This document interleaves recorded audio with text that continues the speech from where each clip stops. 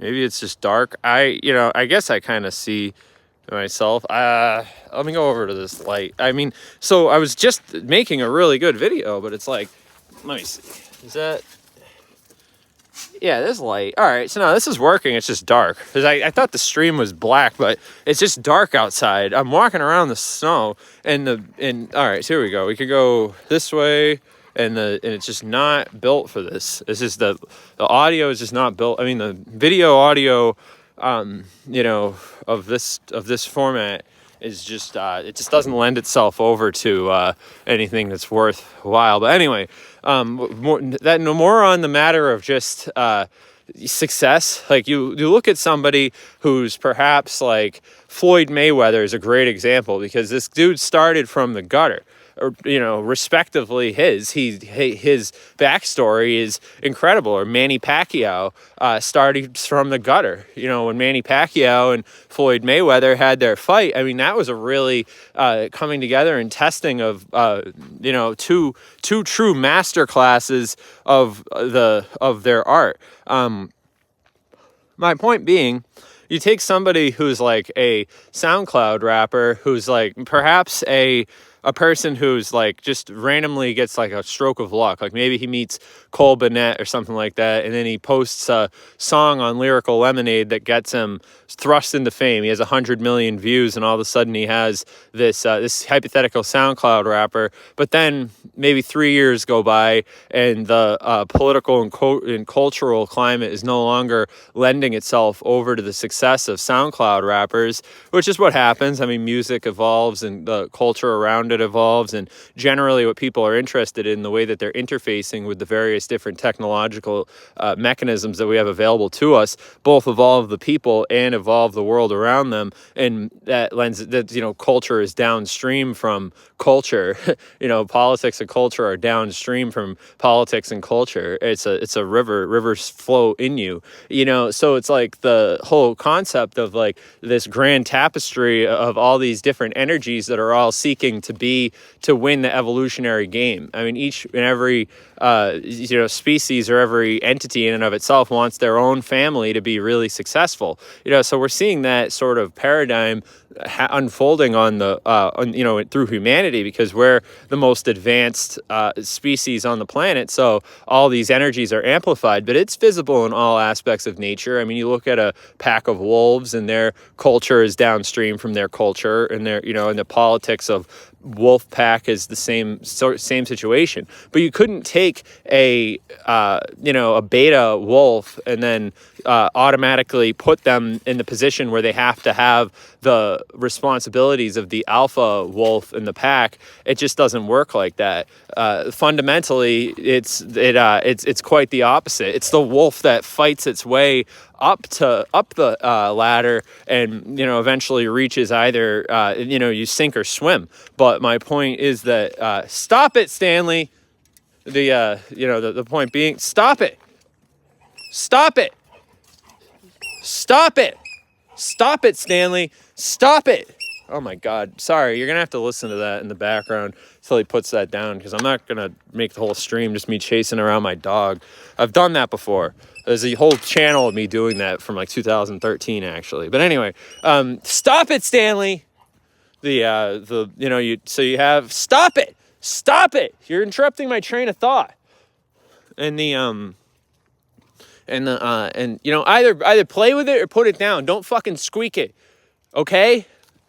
But so you have like a wolf pack, and you can't just take a person who's like some person who's like, eating McDonald's every day and generally just sleeping all the time. And maybe they're cracked at Fortnite, my guy, or maybe they're even relatively mediocre. But, you take somebody who has nothing but references to Rick and Morty as far as their connection to cyberpunk and stuff like that. And then you pair them against somebody who's like well-read, somebody who's just read your book. That's sort of my one thing that separates me from everybody else, is that like, if somebody were to criticize me, then I would go read their book. I'm not going to go, it's okay. It's called counter broadcast. Stop it, Stanley.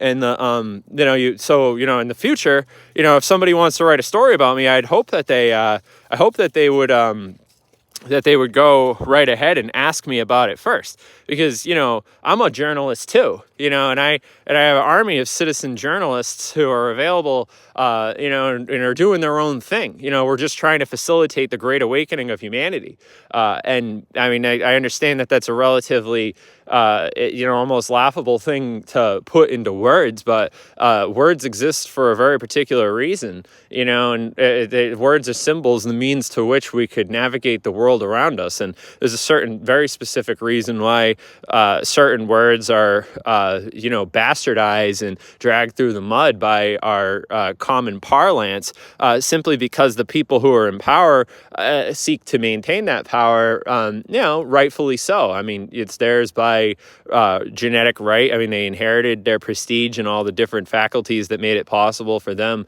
to be themselves. So therefore, it's up to them to live up to the role, the energetic role that they have manifested here as, and that's all in alignment with natural law. So back to this hypothetical person who I'm talking about here, who's like this. Imagine this dude. He's like eats nothing but McDonald's, and he sleeps all day, and he's depressed, and he can't. You can't talk to him. He's like an easily riled person, and generally thinks, "Hey, stop it, Stanley!" And generally thinks that he's like freaking yelling at my dog.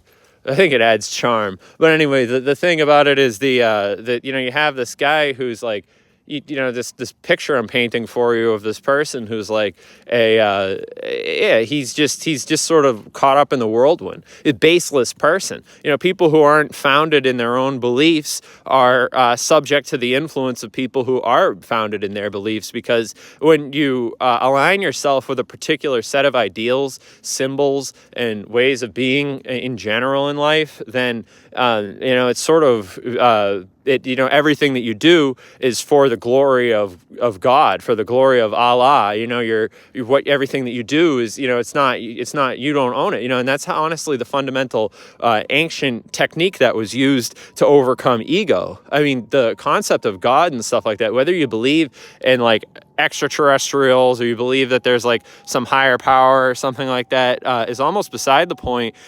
Pales in comparison to the power of words and the immense power that is within these words that have been that we've inherited from people who were our predecessors and the ancient ancestors of humanity have done it before. They've gone through and they've seen they've seen everything in a much more raw form than the way that we understand it, because we're sheltered. I mean, and we're products of our environment, just the same way, we'll always be subject to the natural configurations of the outside world. I mean, if it's cold outside, your hands get numb. If it's hot outside, you sweat and you need water. And these are fundamental biological faculties that need to be filled, and they're our burden, and they're something that we take on as a responsibility in order for us to, do what we do and have the prestige of, our brain, which sits on top of this like motor, this great invention, which is like the human body, which is, can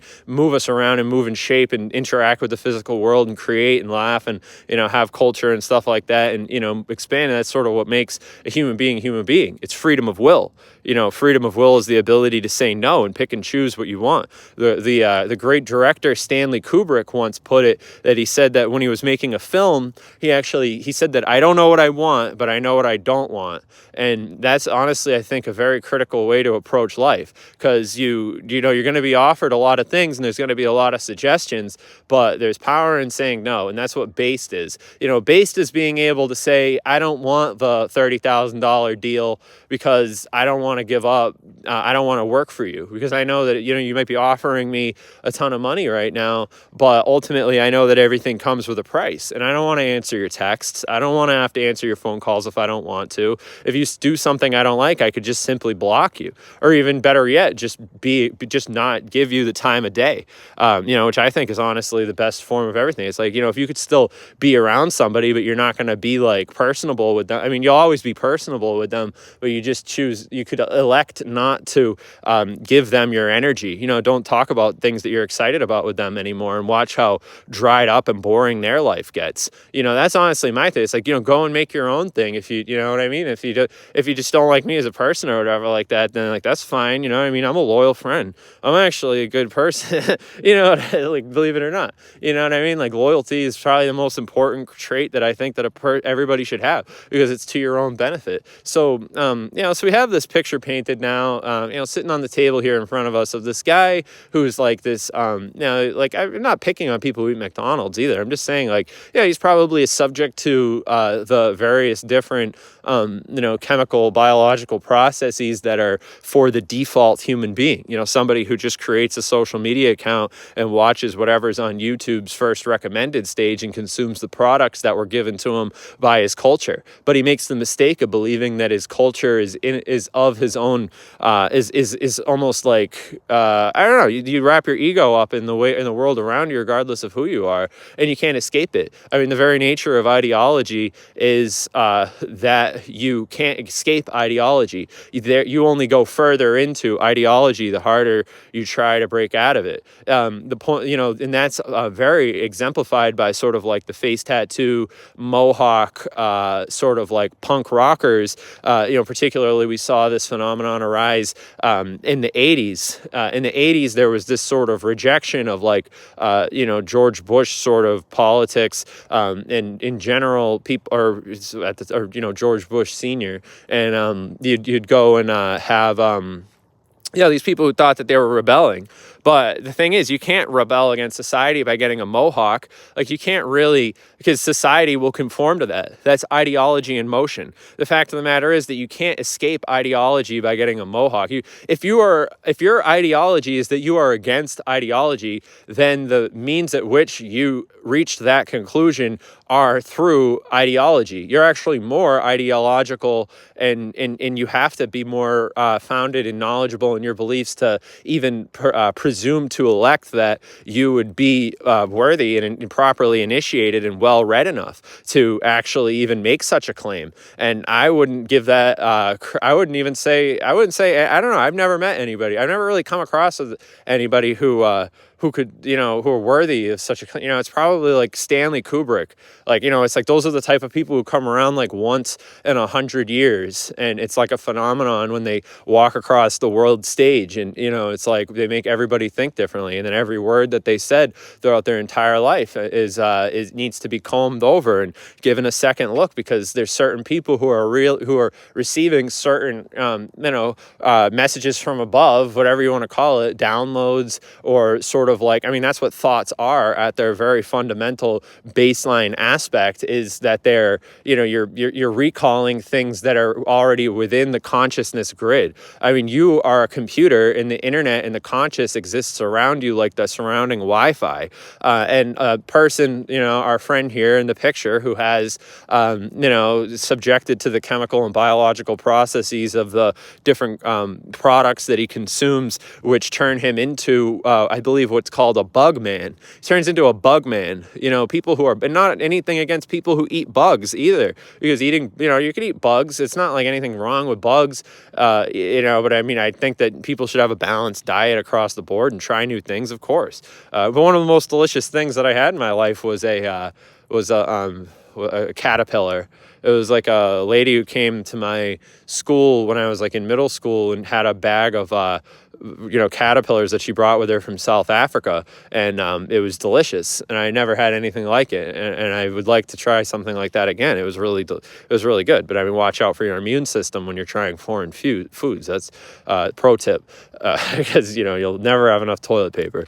Anyway, or even worse, you'll be constipated. If you're constipated, that's even worse, because it's like there's nothing worse than just having like all the damage that you've done as far as like eating all these brand new foods like spicy curry. That's why that is such a funny joke. You ever been to an airport after you've eaten some random foreign food and it's like an airport bathroom? That's another story for a different day. But I'm talking about this person now, and he's like this person who's subjected to the various different mechanisms and means that lend themselves over to a person who could be a good cog in the machine.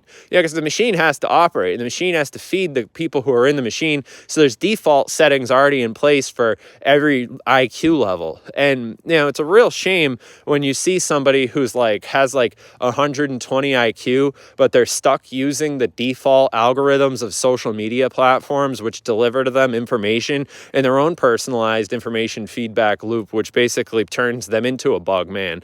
And it's like, those are the type of people who protest to think that they actually know something. Me thinks thou protest too much. It's that sort of thing. So you look at that and you take this, but I'm saying, I think we're back. I think the network, no, we're not. Oh, no, that was good. Nice little 15-minute.